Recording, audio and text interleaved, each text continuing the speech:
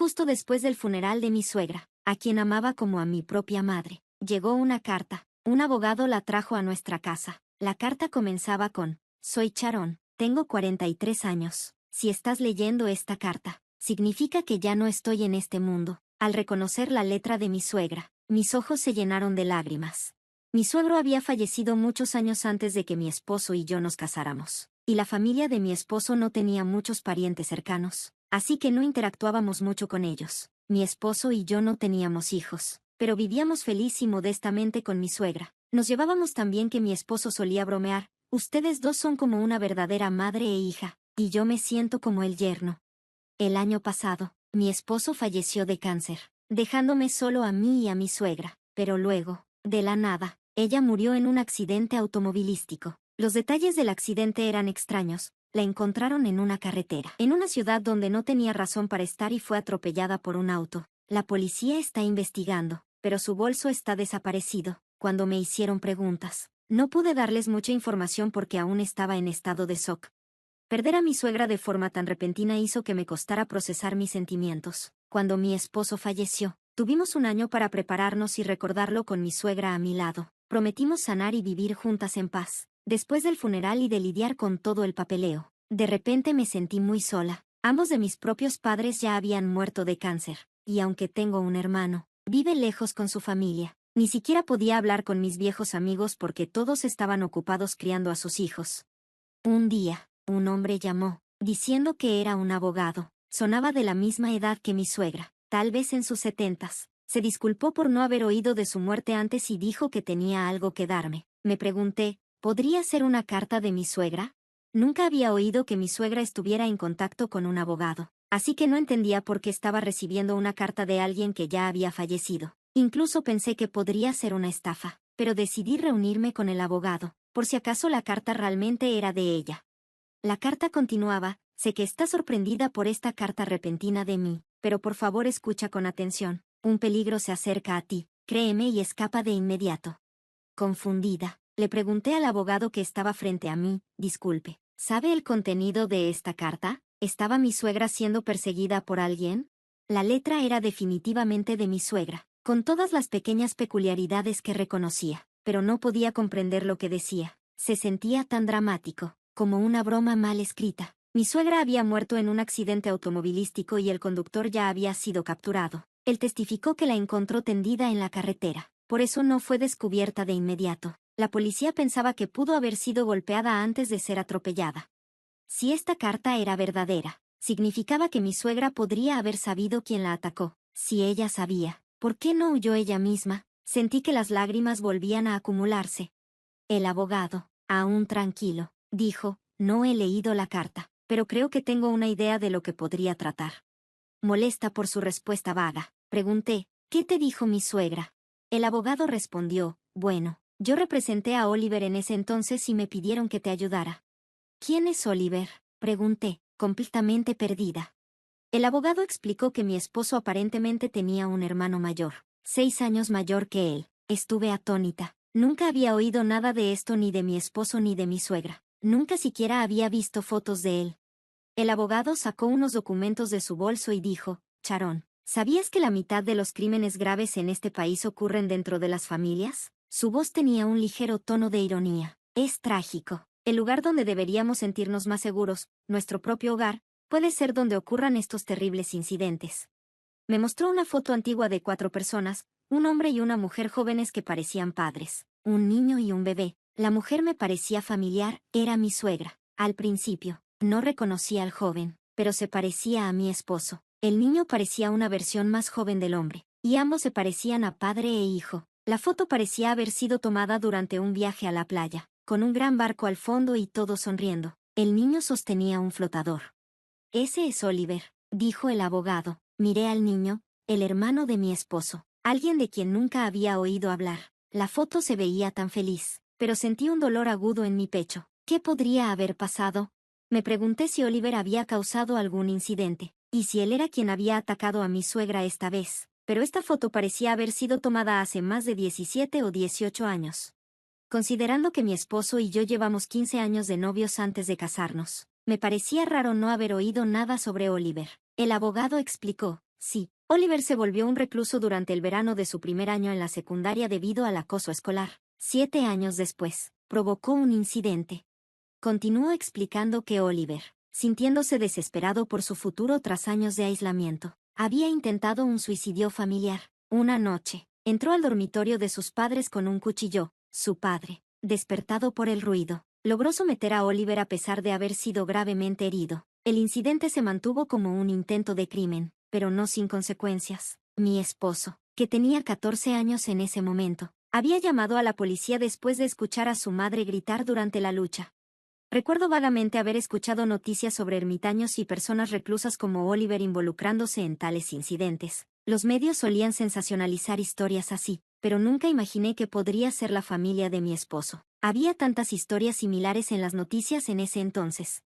Para la familia de mi esposo, la situación fue insoportable. Los rumores los obligaron a mudarse varias veces, casi como si estuvieran huyendo, ya fuera por las heridas o el estrés del incidente. Mi suegro falleció unos años después. Para escapar de su pasado problemático, mi suegra y mi esposo cambiaron sus apellidos por el de soltera de ella, y parecía que finalmente habían encontrado algo de paz en su vida actual. El abogado suspiró: los incidentes familiares son tan complejos. No hay un villano claro. No hay salida para todas las emociones. No puedes odiar o detestar a nadie completamente. Es confuso, especialmente para quienes están en medio de todo esto. Me quedé sin palabras. Nunca había pensado en lo que le ocurrió a la familia después de una tragedia como esa. Pero la vida continúa, y podía imaginar cómo aún debieron haber visto a Oliver como su hijo amado. La foto de Oliver sonriendo en la playa, tan parecido a mi esposo, seguía repitiéndose en mi mente. Sin embargo, a pesar de ese recuerdo feliz, la situación se había convertido en una tragedia inimaginable. Oliver fue condenado a prisión por el crimen. Recuerda, dijo el abogado, la misma pena se aplica, incluso por un intento. Puede ser cadena perpetua o un mínimo de 5 a 20 años. Interrumpí: ¿entonces estás diciendo que Oliver ya podría haber salido?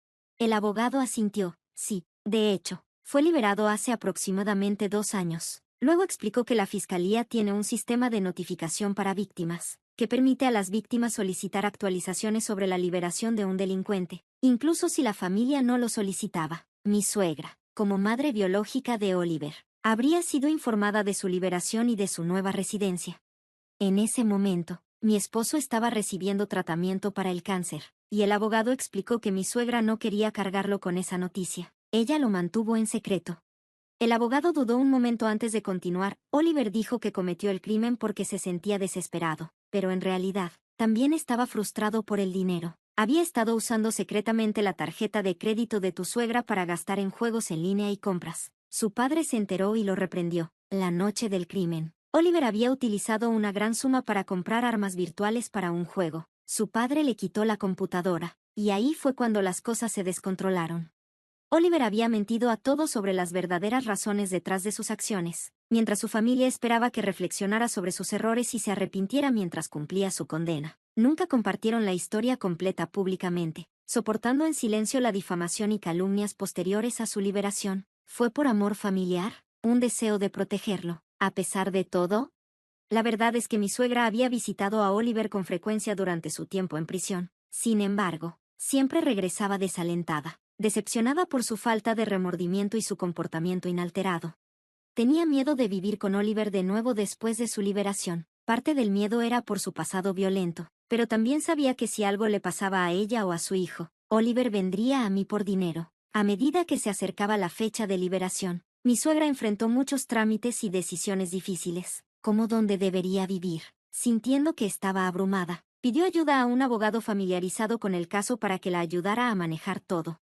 Hace 2 años, había estado apoyando a Oliver financieramente, alquilándole un departamento a través del abogado. Hacía sus compras y le daba dinero de sus ahorros, incluso tocando sus fondos de jubilación. Después de su liberación, Oliver dejó de trabajar y volvió a ser un recluso. El dinero se estaba agotando, y mi suegra le dijo, a través del abogado: no puedo mantenerte para siempre, tienes que empezar a trabajar. Pero Oliver se negó, diciendo: ¿acaso mi madre no me ama? Siempre favorece a mi hermano. No me dará dinero porque mi hermano le dijo que no lo hiciera. Y armó un gran escándalo.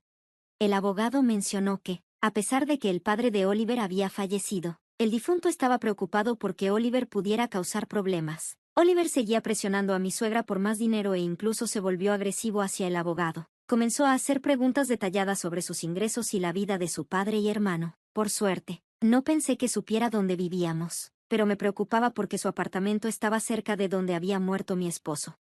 De repente, recordé que se había perdido la bolsa de mi suegra y en ese momento sonó el timbre de la puerta. Solo esperaba al abogado, pero tuve un mal presentimiento. Cuando miré por la mirilla, vi a un hombre que se parecía mucho a mi esposo, y estaba sosteniendo la bolsa de mi suegra. Retrocedí silenciosamente hacia la sala y llamé al abogado, con la voz temblorosa. Creo que podría ser Oliver. ¿Qué debemos hacer? Tiene la bolsa de mi suegra. El rostro del abogado se puso rígido. Llama a la policía ahora mismo. Quería llamar a la policía, pero estaba demasiado asustada. En cambio, salí corriendo por la puerta trasera hacia la comisaría de policía cercana. Me pregunté si mi suegra y mi esposo habían elegido una casa cerca de la comisaría a propósito, sabiendo que esto podría suceder.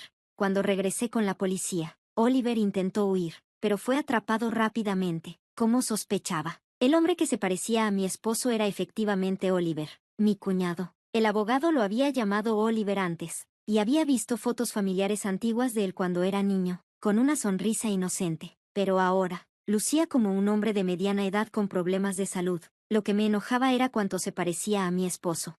Este hombre había estado atormentando a mi suegra y a mi esposo, ignorando a la policía. Me gritó, solo estoy aquí para reclamar mi parte de la herencia. La herencia de tu mamá existe, ¿verdad? Hasta mi hermano menor murió el año pasado. Dame mi parte.